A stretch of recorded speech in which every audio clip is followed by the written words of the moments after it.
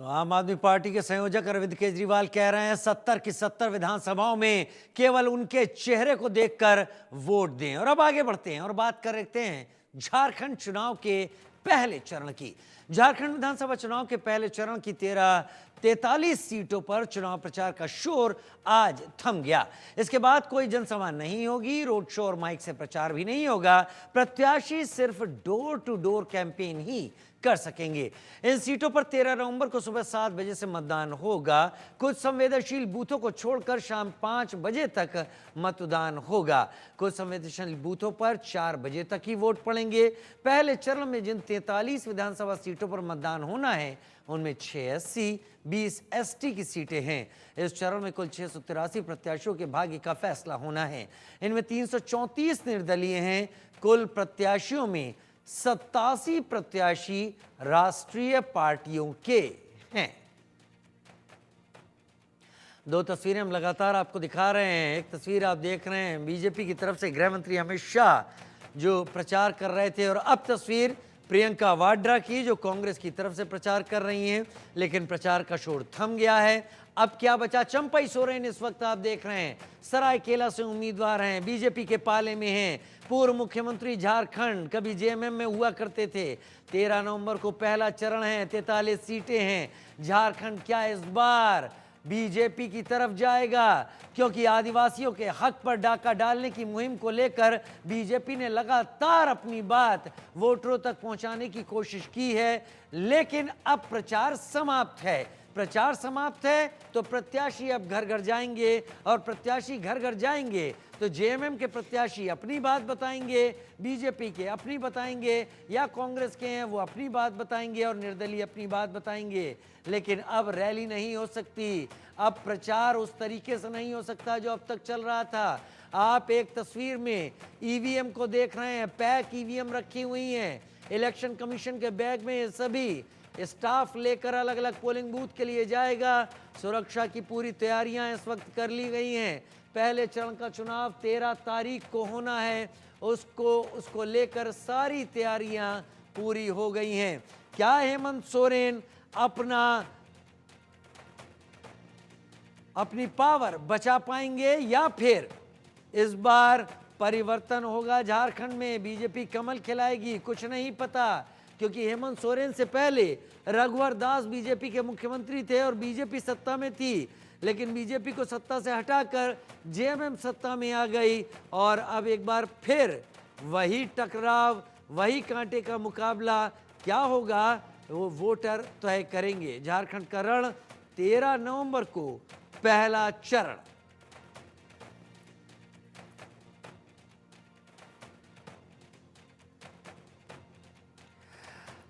दो खास मेहमान हमारे साथ इस वक्त जुड़ गए हैं। राकेश कुमार सिंह हमारे मैनेजिंग एडिटर इनपुट इस वक्त जुड़ गए हैं। बहुत स्वागत है राकेश जी आपका। और साथ ही रितेश मेरे साथ जुड़ गए हैं झारखंड से सीधे लाइव। सबसे पहले मैं रितेश आपका रुख करूंगा, ग्राउंड जीरो पर आप हैं। पहले चरण का प्रचार खत्म हो चुका है, अभी क्या तस्वीर आप देख रहे हैं? खामोशी आ गई होगी क्योंकि सूरज ढल चुका है। क्या प्रत्याशी घरों में जा रहे हैं डोर टू डोर प्रचार के लिए?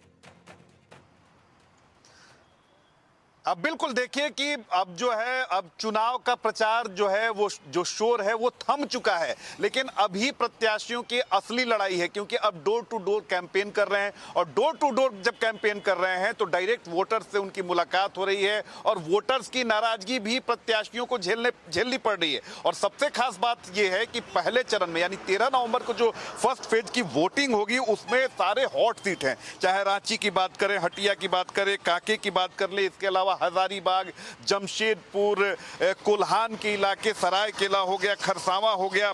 तो ये जितने भी जो सीट्स हैं ये हॉट सीट हैं। और देखिए कि मेरे पास लिस्ट है, इसमें तमाम जो बड़े चेहरे हैं उनकी प्रतिष्ठा जो है वो दांव पर लगी हुई है। चंपई सोरेन से लेकर रामेश्वर उरांव, बन्ना गुप्ता जो मंत्री हैं, मिथिलेश ठाकुर हैं, सीपी सिंह है, इसके अलावा आप देख लीजिए महुआ माझी हैं। तो तमाम जो बड़े चेहरे हैं उनकी प्रतिष्ठा जो है अब वो दांव पर लगी हुई है। और आपने देखा कि किस तरीके से जितने भी हाई प्रोफाइल जो कैंपेनर्स हैं, स्टार कैंपेनर्स, वो तमाम झारखंड में पहले फेज की वोटिंग से पहले पहुंचे और उन्होंने अपनी पूरी ताकत झोंक दी है। इंडिया अलायंस से अगर बात करें तो राहुल गांधी से लेकर आप आप देख लीजिए कि हेमंत सोरेन, तेजस्वी यादव, यहां तक कि लालू प्रसाद यादव अस्वस्थ होते हुए भी वो कोडरमा पहुंचे, चतरा पहुंचे और वहां पर उन्होंने कैंपेन किया और महागठबंधन के पक्ष में लोगों से वोट करने की अपील की। मल्लिकार्जुन खड़गे बुजुर्ग हैं लेकिन वो भी झारखंड में लगातार गरज रहे हैं। इधर देख लीजिए कि अगर एनडीए की बात करें तो कल प्रधानमंत्री नरेंद्र मोदी की कई सभाएं हुई, रांची में उनका रोड शो हुआ।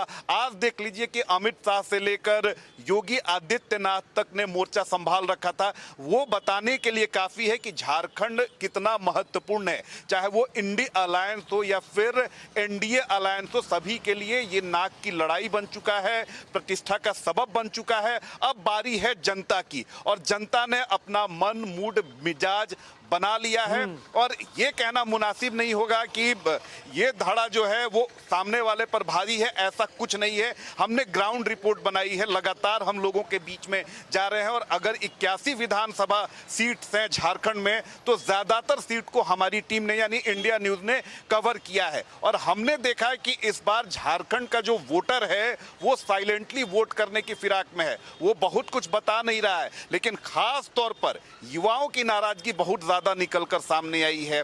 इसके अलावा अगर बात करें तो कई सारी जो योजनाएं जनता तक नहीं पहुंची हैं उसको लेकर जनता में नाराजगी है। और सबसे आपको खास बात मैं ये बता दूं कि झारखंड में आप देखिए कि साल 2000 में ये बिहार से अलग हुआ था और 2024 हो गया, लेकिन अभी भी कई सारी जगहें ऐसी हैं, ज्यादातर विधानसभा ऐसे हैं जहां पर अभी भी सड़क, बिजली, पानी ही चुनावी मुद्दा है। तो अब इससे जनता निजात पाना चाहती है और यही कारण है कि सभी राजनीतिक दलों ने ये समझ लिया है कि जनता के नब्ज को टटोलना इस बार आसान नहीं है और यही कारण है कि सभी ने अपनी पूरी ताकत झोंक दी है। लंबे समय तक बीजेपी की सरकार रही है मैं राकेश झारखंड सिंह में। का रुख कर लेता हूं, बने रहिए हमारे साथ। राकेश सिंह जिन्होंने बहुत नजदीक से बिहार और झारखंड के इस अंचल को देखा हुआ है, खुद भी वो इसी अंचल से आते हैं।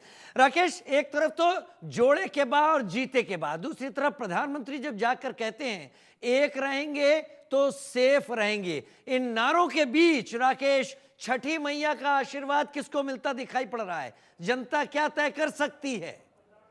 देखिए, जो ग्राउंड जीरो से, जहाँ की मैं इस एरिया से आता हूँ, और सबसे महत्वपूर्ण बात यह है राजीव कि प्रधानमंत्री की जो रैलियाँ हुई हैं, चाहे उत्तर प्रदेश के मुख्यमंत्री योगी आदित्यनाथ की, केंद्रीय गृह मंत्री अमित शाह की, उसका असर ग्राउंड जीरो पर जो है यहाँ पर दिख रहा है। और जिस तरह से झारखंड के विधानसभा चुनाव के प्रथम चरण का आज जो है शाम शोर थम गया है, लेकिन 15 जिलों के 43 सीटों को लेकर अब जो है आखिरकार जो 13 तारीख को मतदान होना है, जिस बात का जिक्र जो है रितेश कर रहे थे कि कई अहम मसले हैं, चाहे युवा का मसला हो या कई योजनाएं आम आदमी तक नहीं पहुंचा है, सड़क, कई जगह सड़क की समस्या है, कई जगह पानी की समस्या है, तमाम चीज़ें हैं। लेकिन राजीव, एक महत्वपूर्ण चीज़ है, जिन 43 सीटों में जो मतदान हो रहा है उसमें सबसे ज़्यादा 6 सीटें पूर्वी सिंहभूम जिले में है, पलामू, पश्चिम सिंहभूम और रांची जिले की 5-5 विधानसभा सीटें हैं। साथ ही अगर बात करते हैं कि एक सीट, तो कोडरमा और रामगढ़ जिले से एक सीट पर जो है मतदान होगा। लेकिन जो प्रमुख उम्मीदवार, जो प्रमुख चेहरे हैं, उसमें खास चेहरे की बात करें तो पूर्व मुख्यमंत्री चंपई सोरेन, जो कि सरायकेला सीट से चुनाव लड़ रहे हैं। पूर्व मुख्यमंत्री जो हैं, जैसा कि आप जानते हैं कि जेएमएम से भाजपा में शामिल हुए थे और जमशेदपुर पश्चिम से कांग्रेस के स्वास्थ्य मंत्री बन्ना गुप्ता का सामना जदयू नेता सरयू राय से है। सरयू राय वही शख्स हैं जो कि पूर्व मुख्यमंत्री रघुवर दास को उन्होंने चुनाव में पटकनी दी थी पिछली बार, लेकिन अब दूसरे सीट से चुनाव लड़ रहे हैं। इस बार रघुवर दास की जो बहू हैं वो उनकी मैदान में है। तो यहाँ तमाम तरह की जो चुनावी गणित है, चुनावी राकेश, एक सवाल का जवाब मैं आपसे जानना चाहता हूं, क्योंकि आपने राजनीतिक दलों और उन नामों को, जिन नामों को कहा जाता है जो चुनाव में सेलेबल होते हैं, उनको बहुत नज़दीक से देखा है। उदाहरण के तौर पर अगर गांधी परिवार की बात की जाए तो गांधी नाम वोटरों के बीच में बिकता है, जब चुनाव आते हैं। उसी तरीके से झारखंड में सोरेन नाम बिकता है, लेकिन इस बार सोरेन में सरायकेला का चंपई सोरेन कितना बड़ा डेंट साबित हो सकता है, आपका एनालिसिस क्या कहता है? देखिए अब राजीव, जो ग्राउंड जीरो से हमारे पास रिपोर्ट है उसके मुताबिक चंपई सोरेन जो हैं एक असर डाल रहे हैं। वो एक मसला तो है ही, साथ ही साथ जो हेमंत सोरेन के ऊपर जो भ्रष्टाचार का जो आरोप है, साथ ही साथ जिस तरह से उनके करीबियों पर नकेल कस गया है और उनके करीबी अधिकारियों के पास जिस तरह से नोटों की गड्डी आपने देखी, तमाम मसले हैं जो कि हेमंत सोरेन को परेशान कर रहे हैं।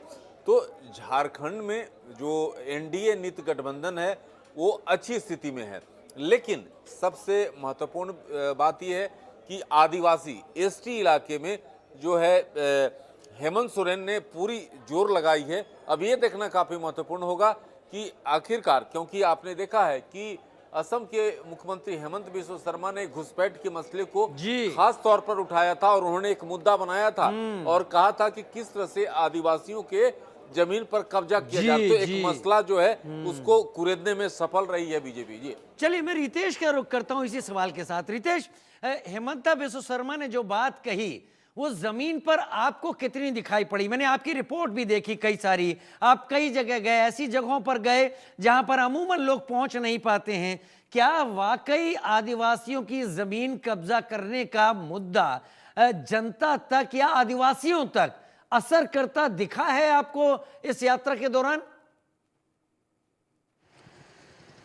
अब बिल्कुल देखिए कि इंडिया न्यूज की टीम ग्राउंड जीरो पर लगातार मौजूद है। मैं खुद अलग अलग आदिवासी बहुल इलाकों में जा रहा हूं। मैं संथाल इलाके गया था और संथाल में जो ग्राउंड रियलिटी मैंने देखी कि बरहेट विधानसभा क्षेत्र है झारखंड के मौजूदा मुख्यमंत्री हेमंत सोरेन का, और वहीं पर आदिवासियों की नाराजगी इस बार निकलकर सामने आई। आदिवासियों ने कहा कि मैया सम्मान योजना चलिए आपने लागू कर दिया, लेकिन धरातल पर कितने लोगों को इसका लाभ मिल रहा है ये देखने वाला सुनने वाला कोई नहीं है। आप अधिकारियों के पास दौड़ते दौड़ते थक जाएंगे, लेकिन आपका नाम नहीं जुड़ेगा। ये आदिवासियों ने मुझे बोला।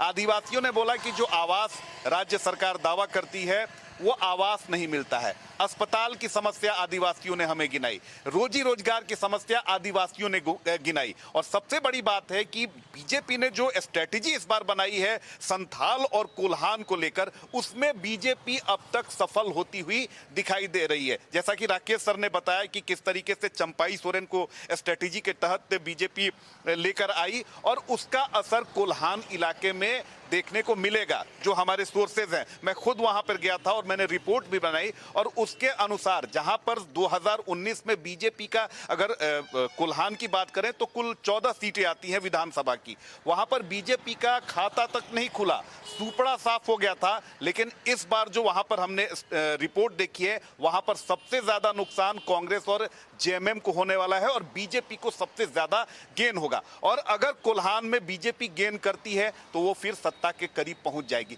अब आते हैं संथाल में। संथाल में पूरा पाकुड़ आप इलाका देख लीजिए, आप साहेबगंज देख लीजिए, आप राजमहल देख लीजिए, ये तमाम जो इलाके हैं, जामताड़ा देख लीजिए, दुमका देख लीजिए, यहाँ पर डेमोग्राफी काफी तेजी से बदली है। और वहां के आदिवासियों ने ही हमें बताया कि यहाँ पर कई मतलब आप कह रहे हैं कि धनबाद से अगर हम आगे बढ़ते हैं, धनबाद से अगर आगे बढ़ते हैं, जामताड़ा और आगे दुमका और आगे पाकुड़ आकुड़, पूरा इलाका, यहां पर डेमोग्राफिकल चेंज वाकई आया है।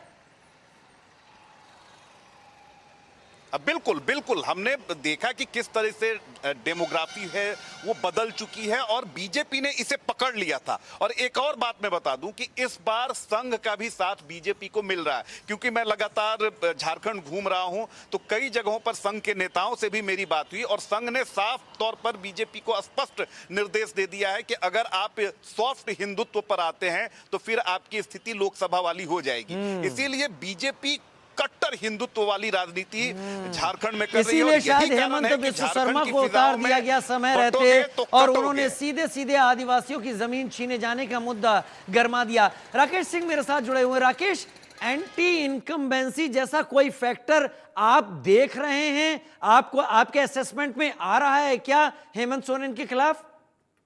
राजीव, एंटी इनकम्बेंसी जो है ग्राउंड पर दिख रहा है और ये जो युवा हैं, जो बुजुर्ग हैं, किसान हैं, उनका साफ तौर पर ये मसला जो है हावी है। अब रही बात, मैं एक जिक्र करना चाहूँगा कि जो मुद्दे की कि बीजेपी ने संथाल परगना के क्षेत्र में डेमोग्राफिक चेंज को प्रमुख मुद्दा बनाया और आदिवासियों के तुलना में मुस्लिम आबादी के अधिक तेजी से बढ़ने के आरोप जो है बीजेपी ने इसको जमीन पर भुनाया है।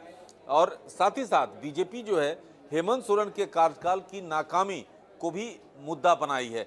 तो ये ऐसे मसले हैं जो कि हेमंत सोरेन पर ये भारी बढ़ते दिख रहे हैं और एंटी इनकम्बेंसी को तो वो लेकर चल रहे हैं, उनके बैगेज है, तो उनके लिए मुश्किलात का सामना करना पड़ रहा है।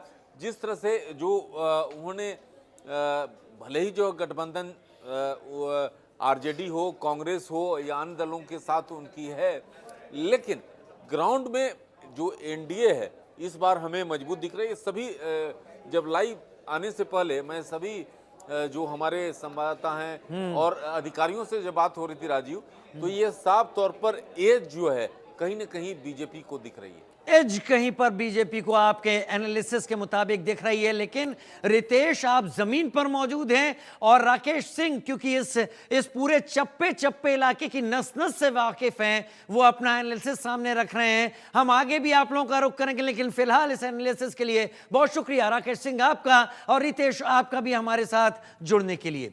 और अब बात करते हैं उत्तराखंड के मुख्यमंत्री पुष्कर सिंह धामी की,